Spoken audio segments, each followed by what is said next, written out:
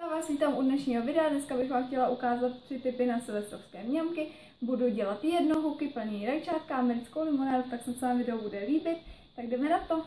Poprvé si připravíme jednohubky s nivovou pomazánkou a hroznovým vínem. Na přípravu pomazánky si připravíme 250 g tvarohu, radši bych použila tento tvrdší. Řekla bych, že tam chutná líp než ty ve vaničce. Dál pak 200 g nastrouhané nivy, 2 lžíce tatarské omáčky, cirka 5 stroužků česneku podle chuti a pak dochutíme solí a pepřem. Tak já už jsem si smíchala tvaroh, nivu, tatarskou omáčku a teďka tam ještě takhle domáčkám česnek, pak to ochutnám, podle chuti si tam pak přidám ještě pepř a sůl a pomazánka bude hotová. Tak já už mám hotovo, dneska jsem zvolila pečivo houstičku se slunečnicovými semínky, nakrájela na plátky, namazala a ozdobila rozpůleným hroznovým vínem. A jdeme dál. Po druhou mňamku si připravíme plněná rajčata pečená v troubě a na jejich přípravu budeme potřebovat cirka 10 deka šunky, může být i anglická slanina, záleží, co vám chutná. Já mám teďka připravenou šunku od kosti, dále nivu, máme takový nivový večer dneska, no potom 4 rajčátka, budou to teda 4 porce, bazalku, sůl a pepř. Rajčátka si umyjeme a takhle jim odstraníme takovou čepičku. To si odložíme vedle a nožem takhle vykrájíme ten vnitřek rajčátka. Dávejte si pozor, abyste rajče nepropíchli, protože jinak by vám ta náplň vytekla. A takovýmhle způsobem nad hrncem vydlabeme. A to, co jsme vydlabali, rajčátko odložím, to, co jsme vydlabali, dávám do hrnce taky. Takže to takhle nakrájím, rozkrájím, aby to bylo dost malé. A přidám takhle do hrnce. Tak to udělám všechny rajčátka. A když to je hotový, tak přidám další suroviny. Vnitřek z rajčat jsem dala vařit. Přidala jsem na kostičky nakrájenou šunku, nastrouhanou nivu, cirka 150 gramů. A přidala jsem tam ještě 2 špetky bazalky a špetku pepře. Tu bych nechávala až na konec, protože dost to ochutí samotná šunka a niva, takže já bych radši se solí počkala až na konec, až to budete ochutnávat.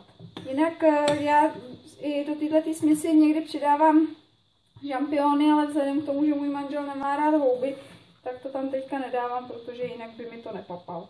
Ale klidně můžete. Máme hotovou a plníme rajčátka. Dáme jim tam dost, aby jsme nebyli šizený. Přiklopíme, zabalíme do alobalu. Tak. A takhle zabalený rajčátka dáme na plech a pečeme při 200 stupních takových půl hodiny.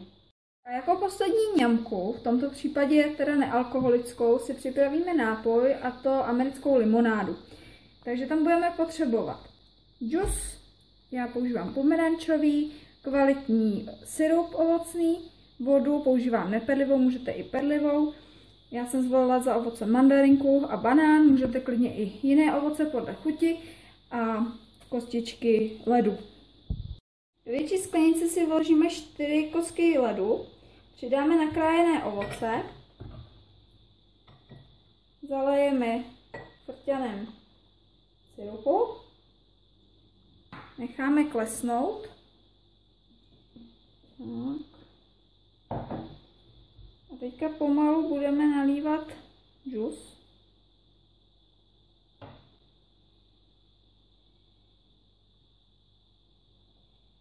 No, se nám to krásně oddělí a udělá nám to krásnou barvičku.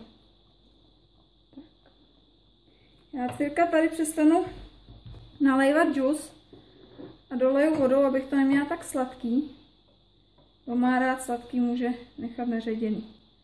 Tak, tím pádem americká limonáda je hotová. Já ji takhle nadzvednu, abyste viděli, jak je to krásně barevný. No a tím pádem už si můžete pochutnávat. Máme hotovo, doufám, že se vám typy na silvestrovské mňamky líbily. Doufám, že i nějakou zkusíte a dáte mi pak vědět, jak vám chutnaly. Tak, tímto bych se s vámi teda chtěla rozloučit a popřát vám všechno nejlepší ještě jednou do nového roku. A dávejte na sebe pozor při silvestrovských radovánkách, aby se vám nic nestalo. Tak se mějte krásně a příští rok ahoj!